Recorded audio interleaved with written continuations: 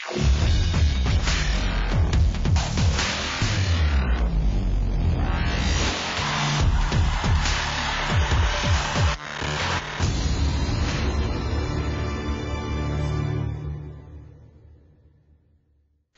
gościem magazynu Fighter Tomasz Sarara. Cześć Tomek. Dzień dobry, witam wszystkich.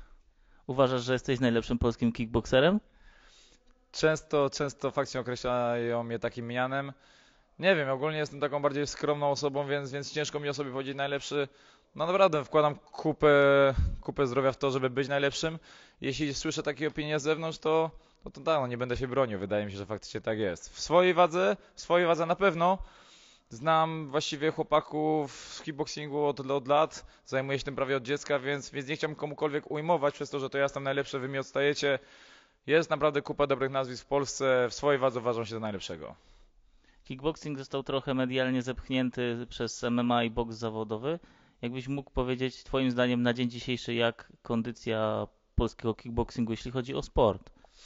Wierzę w taką reaktywację, bo faktycznie mamy taki trochę niszowy moment, jeśli chodzi o K1. Miało swoje chyba takie złote lata na początku, po 2000 roku, od 2000 do 2008, kiedy organizacja K1 w Japonii faktycznie robiła takie duże eventy. I od tamtego momentu, kiedy to się rozpadło, trochę przygasło właśnie przez MMA, przez boks.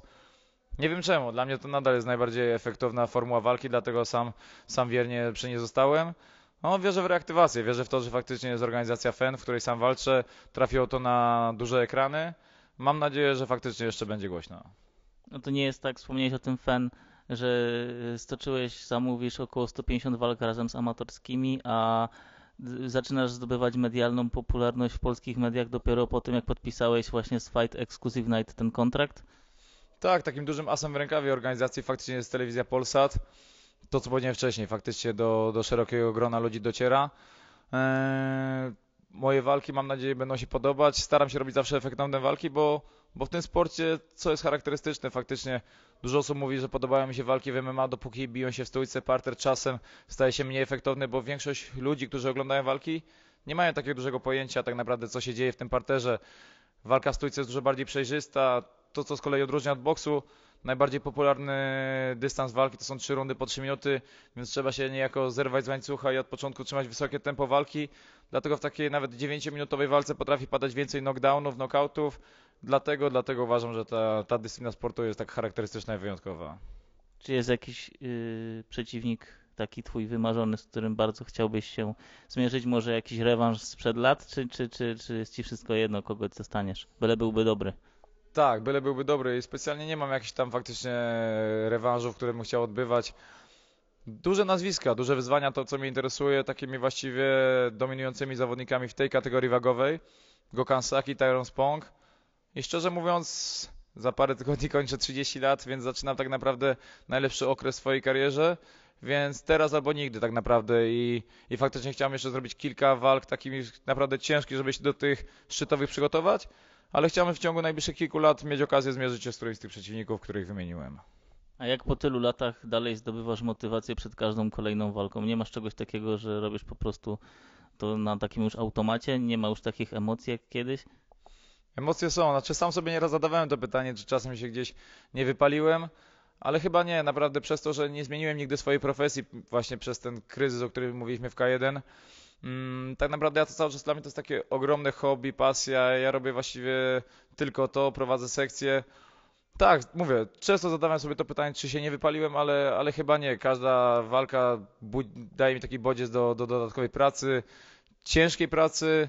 Mało tego, tak naprawdę może faktycznie w tych teraz najbliższych kilku latach może będę spijał świetankę tej ciężkiej pracy, więc czymś zwyczajnie głupim byłoby teraz zrezygnować.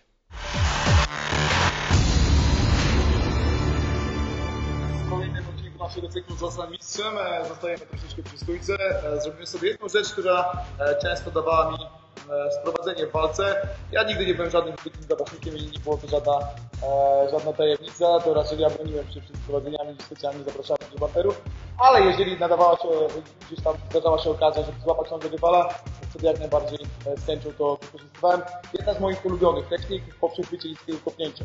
Zaczynamy sprowadzenie teraz walki do parteru po przechwycie, tylko jak robić ten przechwyt, żeby głupio przypadkiem nie przegrać i ze wstydem potem schodzić z klatki czy z ringu. Przede wszystkim jak parter atakuje niskie zewnętrzne kopnięcie, a myś mocniej, zobacz, wiesz, tu kawał uda jest, nie? Tak. Ładujemy, wracamy, ok? No to staramy się, pytamy, że jeżeli idziemy w przechwyt, to musimy tą nogę troszeczkę poświęcić. Partner ładuje sobie low, tak? Jeżeli stoję, wiadomo, troszeczkę raz, że droga po wychwyt, po przechwyt będzie długa.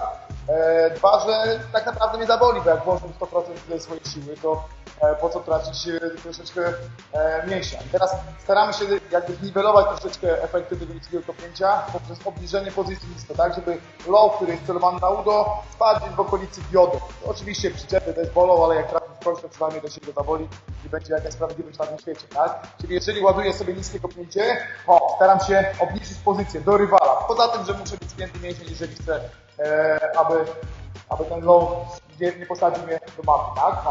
Teraz druga rzecz, o której musimy pamiętać. Ja wiem, że ja łapię nogę, ale nie mogę tego zrobić w sytuacji, gdy leci noga, a ja już ją łapię.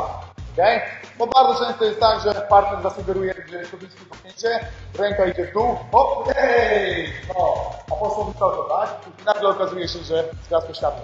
Więc jedziemy teraz, łapiemy dopiero, jak poczuję gdzieś kontakt stopy, ten pierwszy ułamek sekundy. Kiedy wiem, że już nie będzie zmiany płaszczyzny. Wtedy dopiero idę w nogę, okay? Łapię nogę. Teraz nie wiążemy od razu zapaczniczo, tylko spokojnie można wykorzystać to pyk, tak? Dłoń. Zawsze mam jedną do przodu, tak? Czy prosty, czy C, tak? Chcę kolano na korpus, to jest świetnie wystawiona wątroba, ładuję wątroby, tak? Chcę haja, to mogę kopnąć haja. Ale jeżeli chcesz prowadzić walkę do parteru, to oczywiście to wykorzystuję. Bardzo dobrze jest pójść sobie razem z ciosem. Walimy cepa, który angażuje gdzieś obronę w górze, a zawsze parter się odchyla, to nie będzie łatwiało potem robotę przy prowadzeniu. I teraz razem z prawą ręką, tak? Może sekundę poprawię ręce, prawa noga zastawia nogę podporową rywala. Jedną nogę już kontroluję, potem potrzebuję drugą nogę wyjąć do sprowadzenia. Czyli po prawym, prawa noga idzie za krok, łopa do bliższego biodra, tradycyjnie jak przy każdych sprowadzeniach, dupa nisko, plecy proste. Idzie. W momencie, kiedy idę po nogę, ten uchwyt, który trzymałem tylko na dłoni, od razu staram się związać od nogę wysoko. Jeden ruch. Prawa, dochodzę. I teraz mam wiele możliwości oczywiście. Jeżeli jest to przeciągna, zaoszczędzę sobie siły, to po prostu tam zastawienie nogi wyprosto. Ta głowa wyjmuje nogi rywala. Tak? Mamy pozycję do pozycji. Poprawiam pozycję. Sprowadziłem walkę do partii. Okay?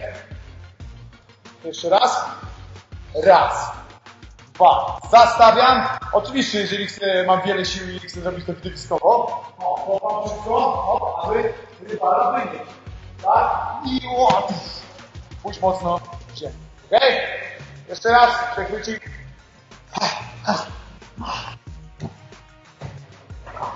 Jeszcze raz.